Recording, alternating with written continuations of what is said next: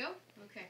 I'm reviewing right now the report that Reggie Smith has done, a modified barium swallow test on Elton, which was done, I believe, last Thursday, right? Yes. Yes.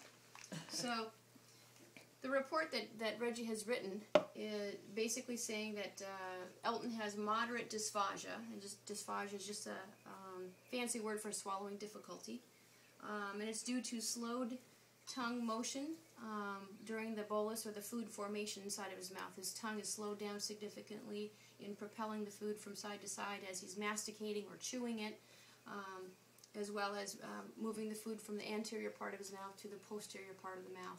The tongue is involved in all of that, and it has slowed significantly during the chewing and during the swallowing reflex, or the preparation for the swallow. The tongue does a lot of work for just chewing and preparing that swallow. He also has absent epiglottic inversion during the swallow, and what that means is the epiglottis is that little flap that is supposed to flap over and protect the airway or the trachea. Elton's inversion is absent. It's not coming over at all. It's not protecting the airway at all. His epiglottis is staying in the upright position and not protecting the airway.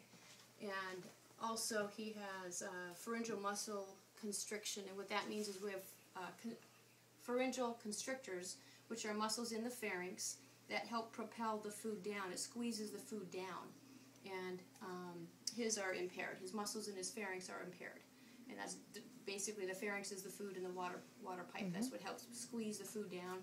His muscles are impaired. As a result, he's persistent with silent aspiration, and he's got mild to moderate amounts of pharyngeal residue, that's leftover food in the pharynx, and that's because of the pharyngeal peristalsis. That's not happening.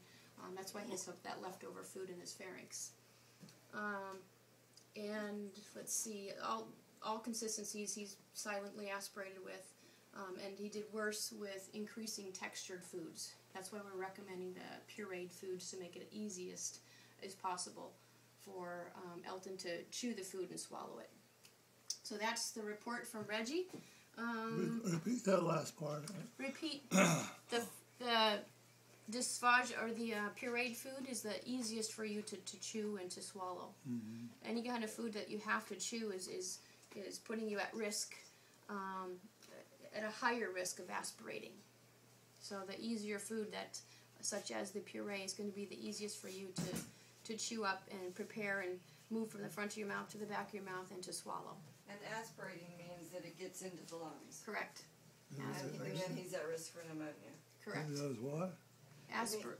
Aspiration means when food and or liquid goes into the lungs, and that could lead to pneumonia. That's what aspiration means. Okay. So the next step is outpatient therapy with Reggie to see if he can do the trial electrical stimulation. That's what I believe is the next step. So when do we do the next